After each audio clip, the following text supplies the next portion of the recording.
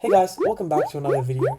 If you're new here, I'm Arnav, and in this video I'm going to be taking you guys through my whole workflow in terms of my to-do list Notion system, and then showing you guys how you can download the system for yourself using the link in the description down below, as well as customize it for your own personal needs. This is actually a video that I've been requested quite a few times by people, in the comments, DMing me, as well as people coming up to me.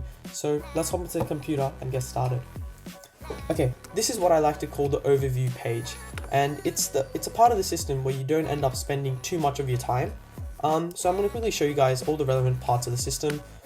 So in the overview page here, we have this hyperlink window, which does the same thing that this views window does.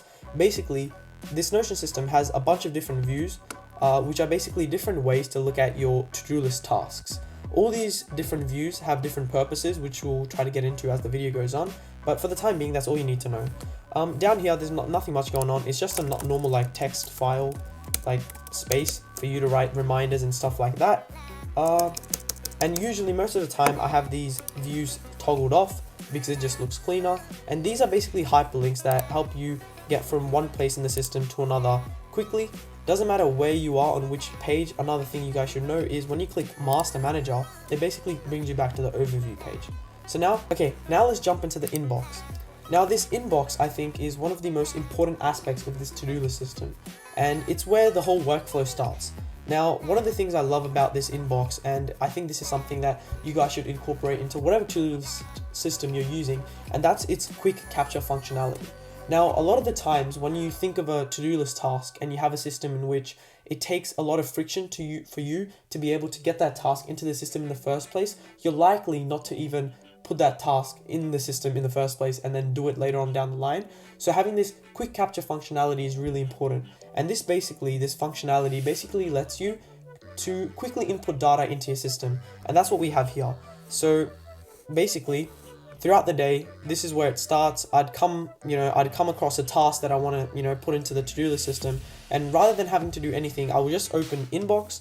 I'd click new and I just, do the task. Let's just say, water the plant, this guy over here. And that's it. That's all I would do. Now, this is the type of thing I would do throughout the day, especially in pockets of time where I don't have a lot of pocket of time. So these are just the tasks that come up to me, whether that be at the end of a class when the teacher may tell me I have a certain homework that I need to do, and I have to quickly write that down and get it into the system so I don't forget, but I also have a class to catch. I also have to run to another class, so I can't just sit there and, type this up and, put all the due dates in and stuff like that. So I just want to get that into the system so I don't forget it, and then, go on my merry way. This is a lot of the stuff that also happens when I'm on public transport, just walking about. And usually this stuff happens on my phone. So usually I think of a task on the spot, in a situation where I don't have a lot of time. I'd pull out my phone, go on Notion, go to the inbox, and just input this task in and get it into the system. That's the first part. Now, after you get it into the system, later on what happens is, I guess, part two of the workflow is the organization. Now, I'm a very organized person, and you can imagine, by the end of the day, you might have a bunch of tasks in this inbox and they can get really confusing. So let me, write a few tasks and populate this inbox. As you can see, I'm so creative and I made, a bunch of new tasks. So after I've done the first part of the workflow, which is actually come up with the task and put it into the system as quick as possible, the second thing I like to do is organize. And this is something I do later on in the day. Usually, when I'm home, before I sleep kind of thing.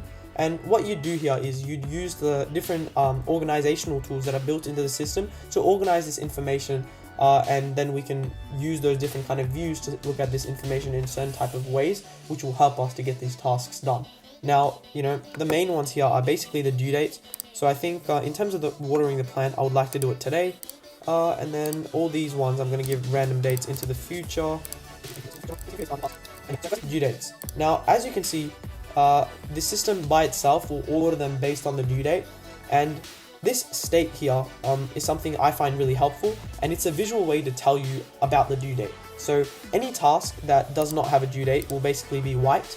Any task that has a due date that is that is overdue, any task with an overdue due date will be in red. So you can, just from a glance tell kind of get a mental idea of how many tasks you're behind on, which usually most of my list stays in this red section, which is not a good thing.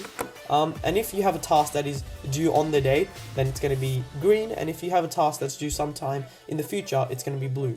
Next, we have this aspect of life. Again, this is an organization level that really incorporates some of the views later down, later in the system.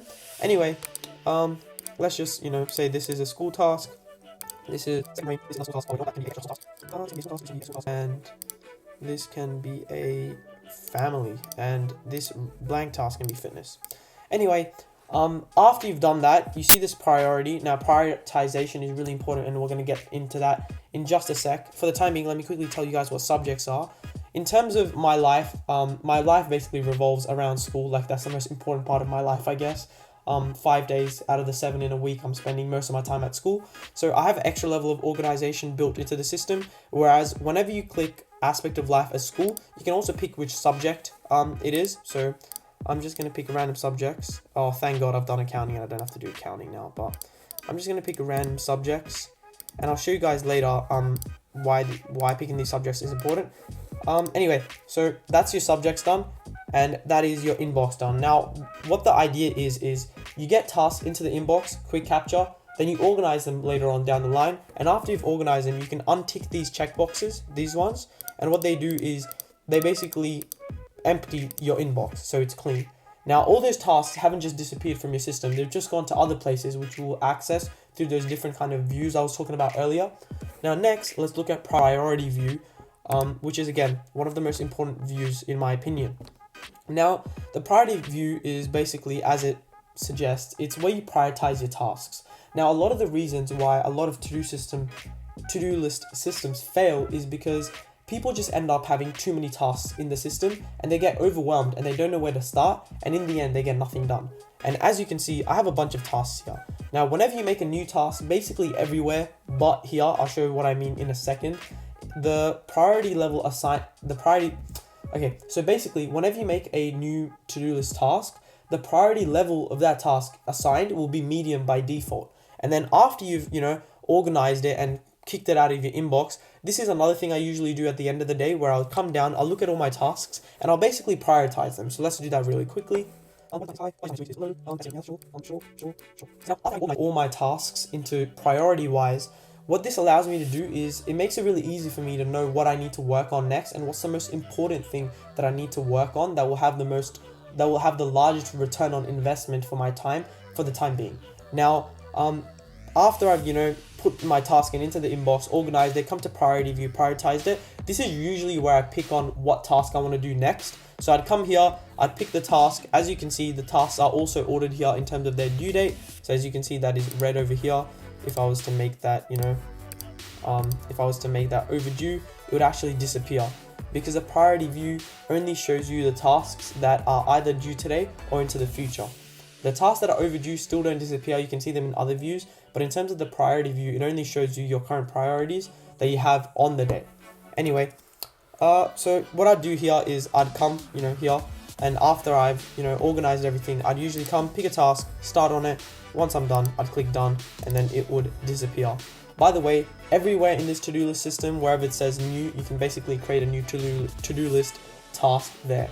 So here, for example, if I wanted to think of a task that I know was high priority and I did have the time and I didn't have to quick capture it into the inbox, I would come to the priority view, click new, and write up a task. Boom.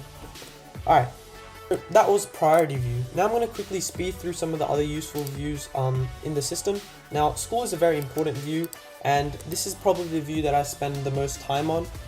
And this view has a couple of features. The first ever feature is it will show you every single task that has the tag school, and it will show you all those tasks in order of when they're due, and tasks that do not have a to-do list regardless of what they are. And also I have all these subjects assigned, which will as I said, that extra level of detail in terms of assigning the task that is already assigned school, even a subject even further, will basically land your task here. And a lot of the times when I get a homework task for one of my subjects and I have a little bit of time, instead of going into the inbox, I'd come just straight here, click on chemistry and be like, read chapter 5.